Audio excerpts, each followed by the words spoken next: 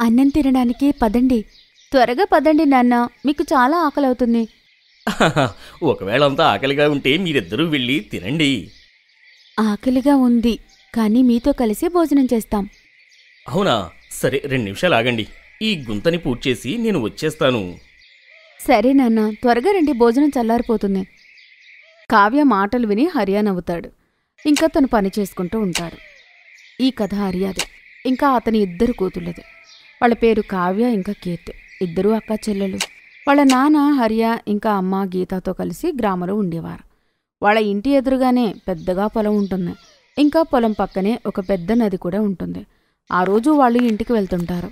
నాన్న, ఈ పొలం అయితే మనకి అవసరం, కానీ ఈ నది మనకి అవసరం లేదు కదా, ఎవరికైనా అమ్మొచ్చు కదా. హా, మనం దాన్ని అమ్మితే వచ్చిన డబ్బుతో చాలా కొనుక్కోవచ్చు కదా. అలా అనకండి పిల్లలు. ఇది మీకు తెలుసా? ఇది మీ తాతగారి ఆస్తి. ఆయన చాలా రోజులు కష్టపడి దీన్ని తవ్వాడు. అందుకే. అవునా? ఆయన ఒంటరిగానే ఇంత పెద్ద నదిని తవ్వాడా? అలా మాట్లాడుతూ హరియా ఇంకా తన 2 పిల్లలు ఇంటికి చేరుకుంటారు. హరియా వాళ్ళ భార్య పిల్లలకు ఇంకా అతనికి వేడిగా భోజనం వడ్డిస్తుంది. అందరూ కూర్చొని భోజనం తింటూ ఉంటారు. నాన్న, తర్వాత ఏమైందో చెప్పండి. అవునా? అయితే మీరు పూర్తి కథ వినాలి అనుకుంటున్నారా? హా నాన్న, చెప్పండి. అయితే వినండి. మన గ్రామంలో ఒకప్పుడు చాలా కరువు వచ్చింది. గ్రామం అంతా ఎండిపోయింది. కానీ మీ తాతగారు మాత్రం ఓటమిని అస్సలు ఒప్పుకోలేదు. ఆ సంవత్సరం వర్షాలు పడలేదు కాబట్టి ఎవరి దగ్గర ఏమీ పని చేయడానికి ఏమీ మిగల్లేదు. తర్వాత ఏమైంది నాన్న? అప్పుడు ఆయన అనుకున్నాడు, ఇలాంటి పరిస్థితి ఎప్పుడైనా వస్తుంది, దానికి మనం ముందుగానే సిద్ధపడి ఉండాలి అని.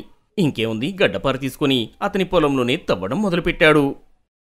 తర్వాత ఏమైంది నాన్న?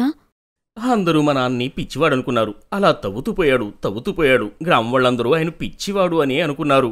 అలా అయినా సరే ఆయన కొన్ని నెలలపాటు ఒంటరిగా తవ్వుతూనే ఉన్నాడు.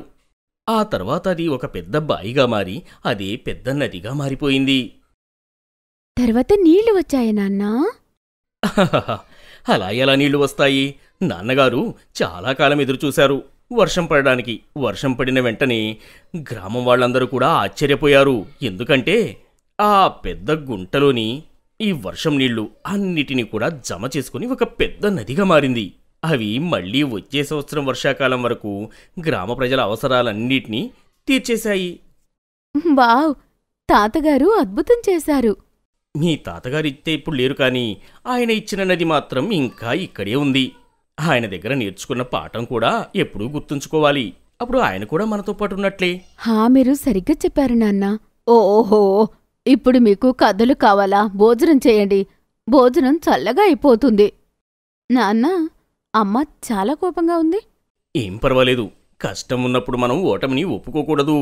త్వరగా భోజనం చేయండి, లేకపోతే అమ్మతో తన్నులు పడతాయి. హరియా ఇంకా కీర్తి అలా నవ్వుకుంటూ మాట్లాడుకుంటూ ఉంటారు. అలా చూస్తూ చూస్తూ కొన్ని సంవత్సరాలు గడిచిపోతాయి. గ్రామం మళ్లీ ఎండిపోతూ వస్తుంది. హరియాకి కూడా అనారోగ్యం అవుతుంది. ఎండలు ఇంకా వేడి వల్ల హరియా ఆరోగ్యం ఇంకా నది రెండూ ఇంకిపోతూ ఉంటాయి. హరియా ఆరోగ్యం రోజురోజుకి పాడవుతూ ఉంటుంది. అమ్మా, నువ్వు కంగారు పడకు, నాన్నను సిటీకి వెళ్ళి చూయించుదాం, తగ్గిపోతుంది. కానీ మన దగ్గర అన్ని డబ్బులు ఎక్కడున్నాయి? మనం అప్పు తీసుకుందామమ్మా. ఇప్పుడే నేను షావుకారు దగ్గర మాట్లాడతా. వాడు అస్సలు మంచివాడు కాదు కీర్తి, జాగ్రత్తగా మాట్లాడు. కావ్య షావుకారు దగ్గరికి వెళ్తుంది. తన ఇంటి పరిస్థితి మొత్తం చెప్తుంది. ఓ, హరియా చాలా మంచి మనిషి, అందుకనే అతని పేరు మీద నీకు అప్పిస్తాను. కానీ తాకట్టుకి ఏం పెడతావు నువ్వు? మా దగ్గర ఆ నది తప్ప ఇంకా ఏమీ లేదు రామ్సింగ్. అరే, ఈ పనికిరాని నది తీసుకొని నేనేం చేసుకోవాలి? దానికి ఒక బండి కూడా రాదు. ఒక పని చెయ్యి, నువ్వు నీ పొలం కాగితాలు నా దగ్గర పెట్టి 2 లక్షలు అప్పుగా తీసుకో, సరేనా? కావ్యకి తన పొలం తాకట్టు పెట్టడం ఇష్టం లేదు. ఎందుకంటే వాళ్ళు సంపాదించే సంపాదన అంతా ఆ పొలం మీదే ఉంది కాబట్టి. కానీ తను మాత్రం ఏం చేయగలదు? అతని దగ్గర అప్పుకి 2 లక్షల రూపాయల డబ్బులు తీసుకుంటున్నా. అమ్మా, నువ్వు కంగారు పడుకో, నాన్న ఆరోగ్యం బాగైపోతుంది. ఆయన ముందులాగానే ఉంటారమ్మా. భగవంతుడి దయవల్ల అలాగే అవ్వాలి తల్లి. ఆ తర్వాత ఆ కుటుంబ సభ్యులందరూ హరియాని తీసుకుని సిటీకి వెళ్తారు. హాస్పిటల్కి వెళ్ళిన తర్వాత తెలుస్తుంది హరియా కిడ్నీ ఫెయిల్ అయిందని. 4 లక్షలు ఖర్చవుతుంది. గీతాతో పాటు తన 2 పిల్లలు కూడా కంగారు పడుతూ ఉంటారు, ట్రీట్మెంట్కి కావలసిన మిగతా డబ్బులు ఎలా సమకూర్చాలని. అప్పుడు కీర్తి నువ్వు ఒక పని చెయ్యి. కావ్యాన్ని తీసుకుని గ్రామానికి వెళ్ళు. మరింట్లో ఒక పాత ఇనుప పెట్టుంది. అందులో నా వెండి నగలన్నీ ఉన్నాయి. త్వరగా వెళ్ళి వాటిని తీసుకునిరా. కాని అమ్మ, వాటికి ఎంతొస్తుంది? మనకు 2 లక్షలు కావాలి కదా. ఏదో ఒకటవుతుంది, ముందు వెళ్ళి తీసుకురా. గీత మాటలు విని ఇద్దరు అక్కా చెల్లెలు ఇంటికి వెళ్తారు. ఇంటికి వెళ్ళి వాళ్ళు ఇనుప పెట్టె తెరిచి చూస్తారు. ఆ పెట్టె తెరవడం ఇదే మొదటిసారి. పెట్టె తెరిచిన వెంటనే అందులో నుండి చాలా దుమ్మొస్తుంది. ఆ తర్వాత వాళ్ళకి అందులో ఒక ఎర్ర గుడ్డలో కట్టి ఉన్న గీత పాత నగలు కనిపిస్తాయి.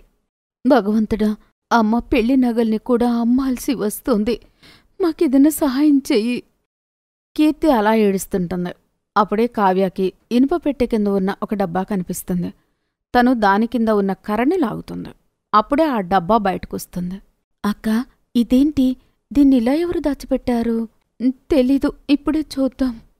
కీర్తి డబ్బా తెరిచిన వెంటనే అందులో తనకి ఒక పెద్ద తాళం, ఇంకొక లెటర్ కనబడుతుంది. ఆ లెటర్ హరియా వాళ్ల నాన్నగారు హరియాకి రాస్తారు. కీర్తి దాన్ని తీసి చదువుతుంది. హరియా బాబూ, నాకు తెలుసు నీకు నేనంటే చాలా ఇష్టమని. కానీ నాకు వయసు అయిపోయింది. ఇంకా ఈ అనారోగ్యం దానితో పాటు నన్ను తీసుకుని వెళ్ళిపోతుంది. నువ్వు నీ జీవితాంతం సంపాదించిన సంపాదనంతా నా ఆరోగ్యానికే పెట్టావు. ఇది మంచిది కాదు. నీ సంతానానికి కూడా భవిష్యత్తులోని ఖర్చులు ఉంటాయి. అందుకే నీకొక రహస్యం చెప్తాను. అది ఏంటంటే, నది దగ్గర తవ్వేటప్పుడు నాకు ఒక వస్తువు దొరికింది. అదే ఈ తాళం. ఇది అన్ని సమస్యల్ని దూరం చేస్తుంది. కాని ఒక్కటి మాత్రం నువ్వు గుర్తుపెట్టుకో, ఈ తాళం నా మనసుకే దారి. అది మాత్రం మర్చిపోకు. అక్క, తాతగారు డబ్బులు ఇంకా నగలు దాచిపెట్టుంటారు. అవును కావ్య, నాక్కూడా అనిపిస్తోంది. నువ్వు చూసావా, తాతగారు ఆ డబ్బులతో అతను ఆరోగ్యం బాగు చేసుకోగలిగేవాడు. కాని మన కోసం, నాన్న కోసం దాచిపెట్టారు. ఆయన ప్రాణాల్నే దానం చేశారు. విచిత్రమేంటంటే ఈ విషయం నాన్నకి కూడా తెలీదు. ఎలా తెలుస్తుందక్క? తాతగారు ఎంత జాగ్రత్తగా దాచిపెట్టారు చూడు. ఇప్పుడేదో నా కళ్ళు దాన్ని చూశాయి కాబట్టి. కాని అక్క, తాతగారి ఆఖరి పదమేముంది? తాతగారి మనసు ఎక్కడ్నుంచి తేగలం? ఆయన రాసిన దానికి అర్థమేంటంటే, అతని మనసుకి తాళం లాంటిది. అతని ఇష్టమైన మనసుకి ఉన్న తాళం. తాతగారికైతే నాన్న ఇష్టం కదా. నాన్నకి తాళం పెట్టలేం కదా. ఏదైనా ఆలోచించు. హా అక్క, ఆయన మనసుకి చాలా దగ్గరైంది అంటే ఆ నది మాత్రమే. శబ్బాష్, సరిగ్గా చెప్పావు. కాని అంత పెద్ద నదిలో మనం ఈ తాళం ఎక్కడ పెట్టాలి? ఆలోచించు కావ్య, ఆలోచించు. అక్క, తాళం చెవులైతే ఏదో ఒక తాళానికి మాత్రమే మనం పెడతాం కదా. అవును, ఏదైనా పాత నిలువ పెట్టి అయ్యుండొచ్చు. కాని నది మొత్తంలో మనం ఇనుప పెట్టె ఎక్కడ వెతకాలి? అలా మనం అది వెతుక్కుంటూ కూర్చుంటే చాలా సమయం అవుతుంది. అవునక్క, డాక్టర్ త్వరగా డబ్బు తీసుకురమ్మన్నారు. మరిప్పుడెలా? దొరికింది, అర్థమైంది. తాతగారైతే చాలా తెలివైనవారు. అంటే ఇందులో ఒక్క ప్రశ్నకు 2 జవాబులున్నాయి. తాళం తన మనసుకు దగ్గరగా ఉంటుంది, ఇంకా మనసు శరీరానికి మధ్యలో ఉంటుంది. అంటే ఈ పెట్టె నది మధ్యలో ఉంటుంది. శభాషక్క, నువ్వు సరిగ్గా కనిపెట్టావు.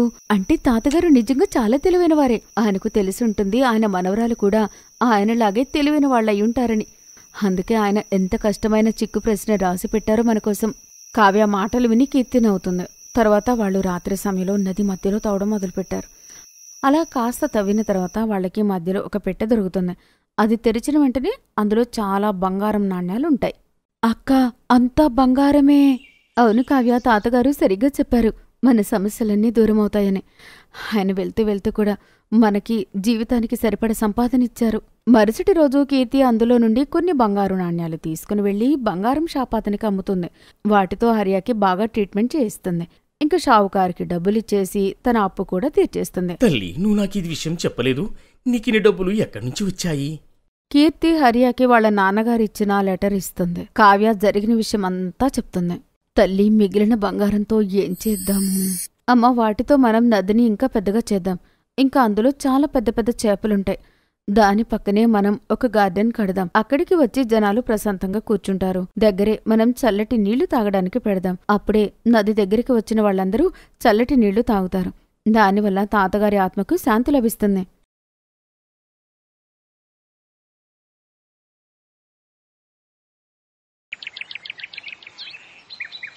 రాంపూర్ గ్రామంలో ఒక పెద్ద ఇంటి నుండి పొద్దున్నే 4 గంటలకు వచ్చే హారతి శబ్దంతో ఊరంతా మారుమోగుతుంది. లతాదేవికి మొత్తం 36 మంది కోడళ్లు. వాళ్ళు ఉదయం రోజు 4 గంటలకే లేచి భగవంతుని పూజిస్తారు. అత్తయ్య, లేచారా మీరు? నిజంగా నేను చాలా అదృష్టవంతురాల్ని. నేను కల్లో కూడా ఊహించలేదు నా ఇంట్లో పొద్దున్నే 4 గంటలకు లేచి పూజాహారతి జరుగుతుందని. ఆ తర్వాత ఇంటి కోడళ్ళందరూ తమ పనిలో పడతారు. కోడళ్ళారా, మీ ఇద్దరు ఇంత పొద్దున్నే ఎక్కడెక్కడి నుంచి కూరగాయలు తీసుకొస్తున్నారు? ఇంకా ఏ దుకాణం తెరిచేదే ఉండదు కదా మరి? అత్తయ్య, బజార్ వెళ్లి పాచి కూరగాయలు ఎవరు తెస్తారు? ఇవి మేము మోహన్ అన్న దగ్గర నుంచి కొనుక్కొచ్చాం. అతను పొద్దున్నే లేచి తన పొలం నుండి తాజా తాజా కూరగాయలు కోసుకొని వస్తాడు కదా, ఆపై సంతలో అమ్ముతూ ఉంటాడు. మేము నేరుగా అతని పొలం నుంచే కొని తీసుకొచ్చాం. చూడండి ఎంత ఫ్రెష్ తాజా కూరగాయలు, ఎంత ఆకుపచ్చగా మెరిసిపోతున్నాయో. కాకరకాయ, బెండకాయ, దొండకాయలు, ఇంకా పాలకూర కూడా తెచ్చాం. మీకు నిన్నటి నుంచి పాలకూర తినాలని ఉంది కదా బాగా, అందుకే తెచ్చాం. వాళ్ళలా మాట్లాడుతూ ఉండగా మరో కోడలు పూజ అక్కడికి వస్తుంది. అత్తయ్య, మీరు త్వరగా వెళ్లి స్నానం చేసి రండి. మీకోసం వేణీళ్ళను తోడి పెట్టాను. దాంతో పాటు బట్టలు ఇస్త్రీ కూడా చేసి పెట్టాను. అప్పుడు లతాదేవి స్నానానికి వెళ్తుంది. కాసేపటి తర్వాత ఆమె తిరిగి రాగా డైనింగ్ టేబుల్ పైన ఆమె కోసం 36 రకాల వంటలు రెడీగా ఉంటాయి.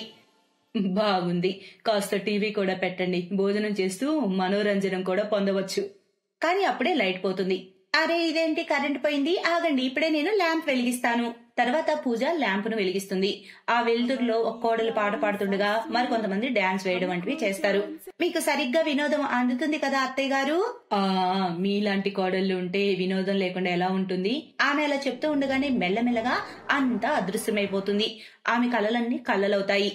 అంత నాశనమైంది. కోడళ్ళారా, అందరు ఎక్కడికెళ్లారు? అరే ఇదంతా నా కళ, నేను కల్లో ఉన్నానా? అయినా ఎంత అందంగా ఉంది కళ.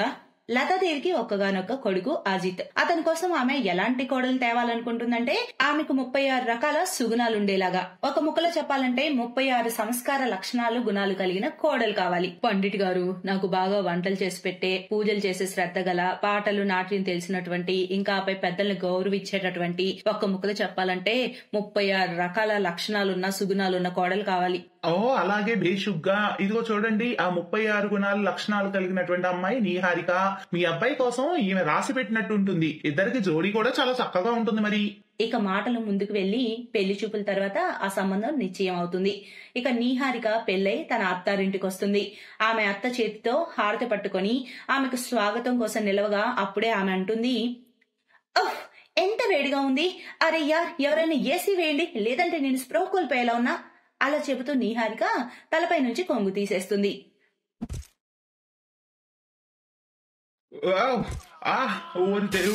దేవుడా తన్నింద్రా నాయన, సచ్చాన్రా బాబోయ్ సచ్చా. సారీ మామయ్య, పొరపాటున అలా తగిలింది. సరే పర్లేదు, వదిలే. ఇక వెళ్ళి నువ్వు విశ్రాంతి తీసుకో, అలసిపోయి ఉంటావు. ఇక రేపటి ఉదయం నీ మొదటి వంట ఆచారం కూడా ఉంది కదా. ఆ టైంలో ఆ ఇద్దరు అక్కడి నుంచి వెళ్లిపోతారు. ఇక మరుసటి రోజు Niharika cut sleeveless western dress వేసుకొని బయటకు వస్తుంది. గుడ్ మార్నింగ్ అత్తయ్య, కాఫీ ఉందా? లేదు కోడలా, నేను కాఫీ తాగను, నా కోసం టీ చెయ్యి. నేను మిమ్మల్ని చేయమని చెప్తున్నాను. కానీ నేనెందుకు చేయాలి? నువ్వు కదా చెయ్యాలి, నువ్వు ఈ ఇంటి కోడలివి. కానీ నాకు చేయటం రాదే. ఏంటి రాదా? ఓరు దేవుడా, నాకు మోసం జరిగింది. 36 రకాల లక్షణాలు, గుణాలున్న కోడల్ని అడిగా, కానీ ఒక్క గుణం కూడా లేదే దీనిలో. నీకు టీ పెట్టడమే రాకుంటే ఇక వంట చేయడం మాత్రం ఏమొస్తుంది? ఇక లతాదేవి తన కోడలకు టీ పెట్టడం నేర్పిస్తుంది. ఇప్పుడు పంచదార. నిహారిక దానిలో మొత్తం డబ్బా పంచదార ఒలికిస్తుంది. ఓరి దేవుడా, ఈ వంకర్ టింకర్ దాన్ని నాన్న ఎత్తి కంటగట్టావే కర్మ. కోడలా, నువ్వు ఇదంతా వదిలేసి బయటకు వెళ్లి ఇల్లు వాకిలి శుభ్రం చేసే పంచుడు, నేను చేస్తాను వంట. తమరి ఆజ్ఞ అత్తయ్య. ఇక లతాదేవి తానే స్వయంగా వంట చేస్తుంది. అలా 3 నెలలు గడుస్తాయి. ఒకరోజు ఆమె బయటకెళ్లి లేటుగా వస్తుంది.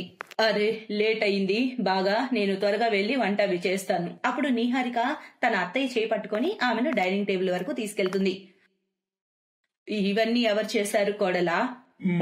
ఇవన్నీ నీ కోడలే తన చేత్తో స్వయంగా చేసింది. ఇక నువ్వు ఒప్పుకోవాలి, నీ కోడలు ఇప్పుడు 36 సుగుణాలు గల కోడలైంది. అది విని లతాదేవి కళ్ళలో కన్నీళ్లొస్తాయి. ఆ పైన తన తడి హృదయంతో చెబుతుంది, చల్లగా ఉంది కోడలా. మీకు చాలా చాలా థ్యాంక్స్ అత్తయ్య, మీరు నాకు ప్రతి పని సరిగ్గా నేర్పించారు. ఇక మీ కోడల్ని 36 సుగుణాలు గల కోడల్ని చేశారు. నిహారిక అత్తారింటి వారు ఆమె చేతి వంట తిని చాలా సంతోషిస్తారు. ఇప్పుడు నిహారిక కూడా 36 సుగుణాలు గల కోడలుగా మారింది. ఆపై అందర్నీ శ్రద్ధగా చూసుకుంటుంది. Best buddies. హలో ఫ్రెండ్స్, ఈ వీడియో చూసినందుకు మీకు ధన్యవాదాలు. ఒకవేళ మీకు ఈ వీడియో నచ్చినట్లయితే దయచేసి లైక్ చేసి సబ్స్క్రైబ్ చేయండి మరియు ఈ వీడియోపై కామెంట్ చేయండి. ఇంకో విషయం, షేర్ చేయడం మర్చిపోకండి. ఇలాంటి మరిన్ని వీడియోలు మీరు చూడాలనుకుంటే కిందనే ఉన్న బెల్ బటన్ని నొక్కండి. చూస్తూనే ఉండండి